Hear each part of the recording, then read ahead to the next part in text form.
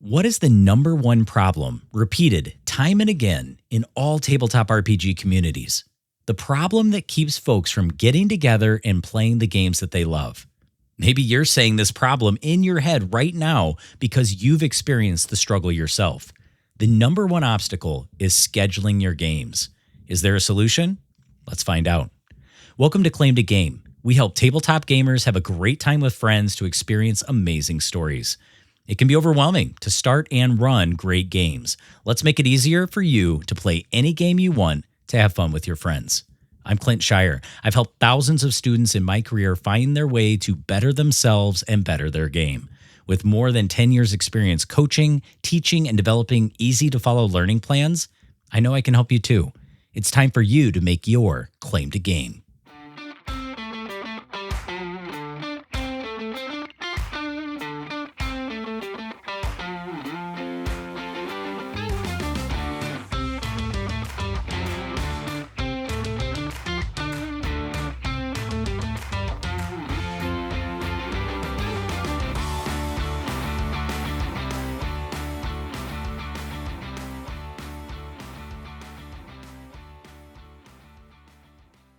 Hello and welcome back to episode 29, season 2 of Claim to Game, still a predominantly educational fun podcast in which I am daring to coin the word funjucational.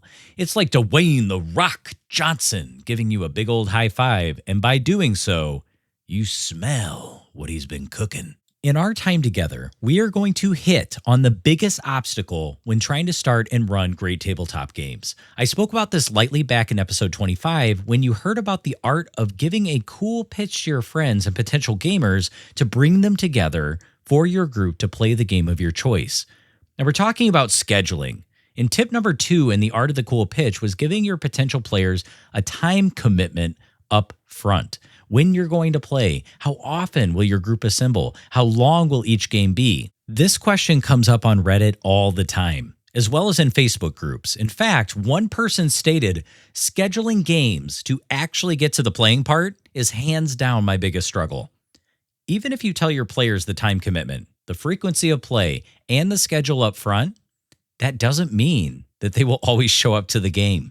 I've run plenty of groups now, being 10 years into this hobby, and individual players canceling, often last minute, is inevitable. It may not happen all the time, but eventually it will happen. And why? Well, it's because life is real, man. Like, things come up, and not all players give your game the commitment it deserves. So what do? I reached out with a call for help to those who have gone this way before, my friends on the r/RPG subreddit.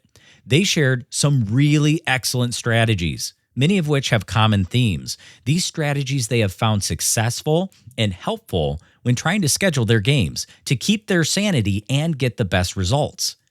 And what results are they looking for? To have continuing games that are not constantly having to be rescheduled or canceled due to lack of player commitment or buy-in.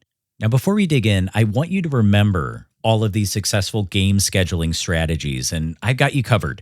I created a game scheduling checklist. You can download this for free. It's a free PDF.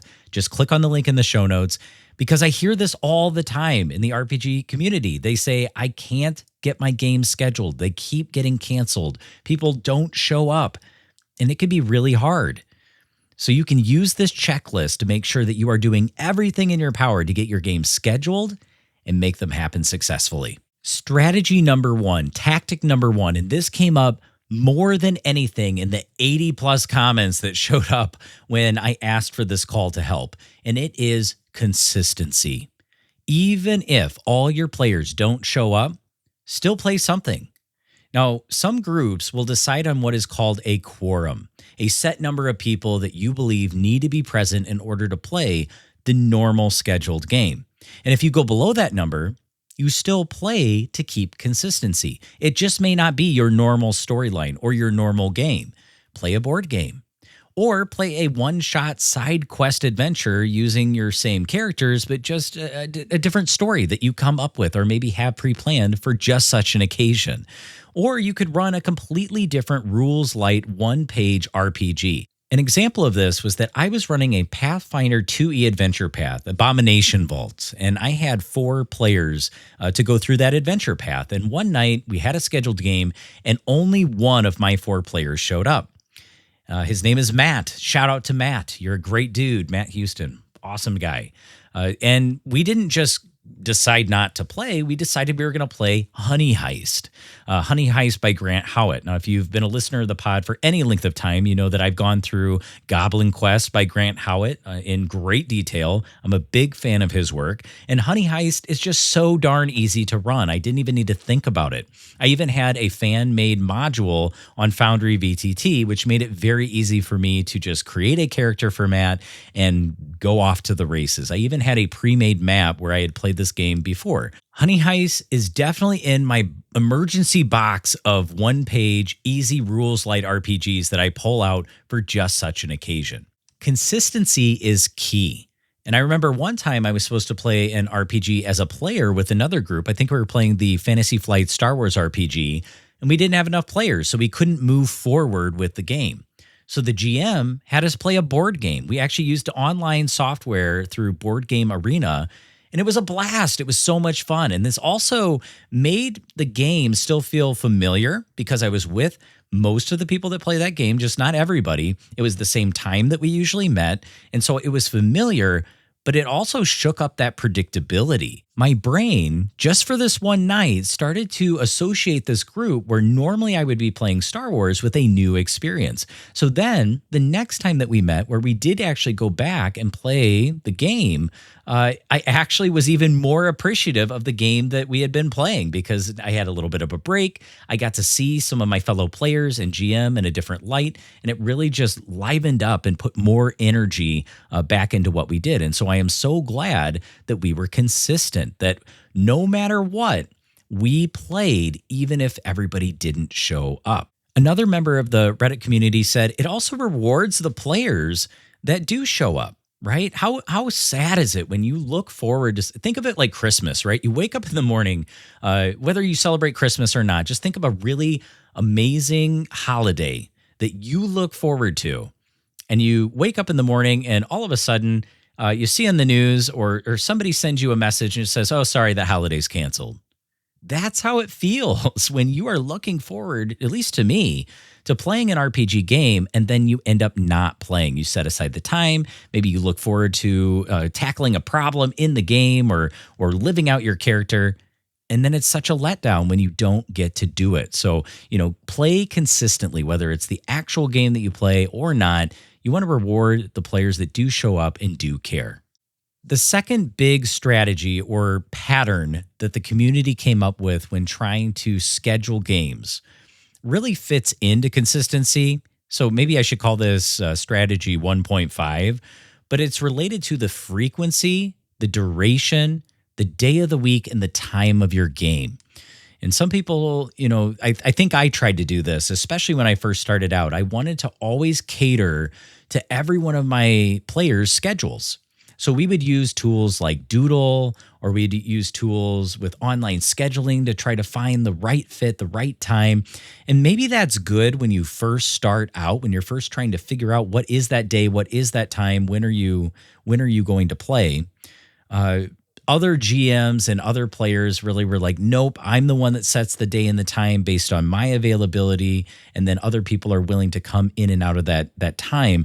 But whether you start out asking for feedback or you're the one setting up the time, what was consistent across all answers was that you always play same day, same time, no matter who shows up, right? That was what we talked about in strategy number 1. You play no matter what, and you play the same time, same day, same time of the week, because what that does is it creates in the mind of your players that spot, that island. I was just watching with my kids Inside Out, and it was showing the different emotions living in the little girl's brain and how the little girl had different islands for things. So she had her hockey island, and she had her island for goofing around, and the island for family. And it creates an island doing this, having the same day, same time, duration, and frequency of your game, creates an island in your players' brains saying, this is when we do this. And so keeping to that time, whatever you decide it's going to be, is crucial. And you play no matter what, no matter who shows up. As long as there is one other person in you, keep at it. Keep up the consistency with your frequency, duration, day of the week, and time.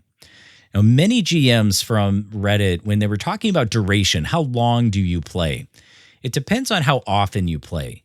I think that 2 to 4 hours seem to be the sweet spot, seem to be what most people's sessions are when they have a reoccurring game that happens maybe on a weekly or a monthly basis.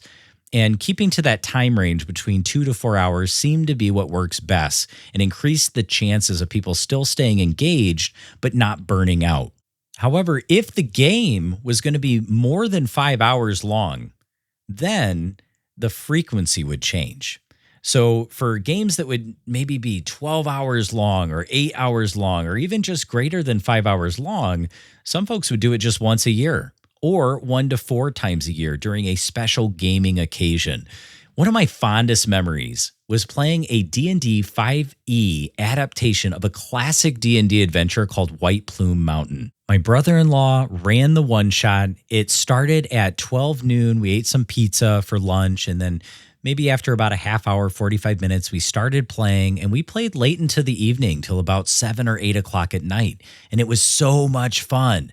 But I got to be honest, my stamina to do that every week or even every month would not be very high. One suggestion that I really loved that a Redditor provided was when you're giving your cool pitch, have a set number of sessions for your campaign. How long will it run between this date and that date? So an example might be, I'm going to start running this on December 17th, and it's going to be a total of 8 sessions that you will participate in once a week until 8 weeks from now.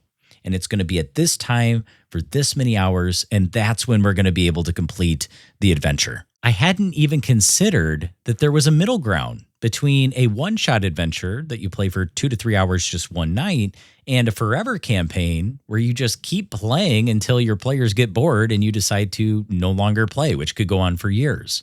The third strategy came up not quite as frequently, but still important, using calendars, reminders, scheduling tools, and scheduling apps. I've used scheduling tools and apps, and here's my opinion on this. A, they are useful if people look at them.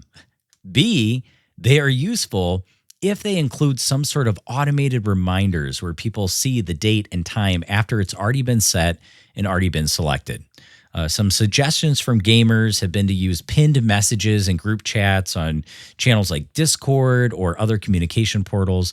I even saw one player who, when I asked for strategies, they had created and shared this very, very generously, a basic Excel document spreadsheet. And in the spreadsheet, the players would color code the days and the times that they were available, which allowed him to choose what day and time that they would play between their different sessions. But here's my main point. Use these scheduling apps initially as needed, but don't forget the main advice that a majority of the community has been giving, and that is set a date and a time and remain consistent. It's the consistency that creates the habit of showing up, being present, and more often produces more opportunities for getting together and having fun with your friends. The fourth common strategy here that came up, and I absolutely love this, and this is my opinion, and others may disagree with me, but real life is more important than any game. And I love tabletop RPGs, but here's the deal. If you have kids, your kids are going to get sick. Bedtime won't go smoothly as you expected. For those without kids, you may get a work obligation that gets in the way of your scheduled game, or you are needed by a family member or a friend to be present during a time when normally you'd be playing your game. Whatever the situation, remember, as the GM, as the person scheduling the game, or even as the player, remind yourself that we are all human. No game is perfect. And if somebody cares enough to want to truly be in your game, you can pay it forward and try to work with them. Try to help catch them up if they do miss a session or two. Now, if they are frequent flyers of always missing, then that might be a tough conversation where you just got to say, hey, like, do you still want to play? Should I be finding another person to be that seat at the table? It's okay if that's the situation, but having that conversation is really important. Be flexible and don't be a schedule Nazi. No game for you. Join us next time as we find the best ways to have great times with friends and experience amazing stories through tabletop role-playing. And don't forget, to help you out, I've created the Game Scheduling Checklist. You can download this free PDF by clicking on the link in the show notes. I hear it all the time from the community that scheduling games can be so hard. So use this checklist to make sure you do everything you need to do to get your games scheduled and played successfully. And may you keep having fun as we continue to make our claim to game.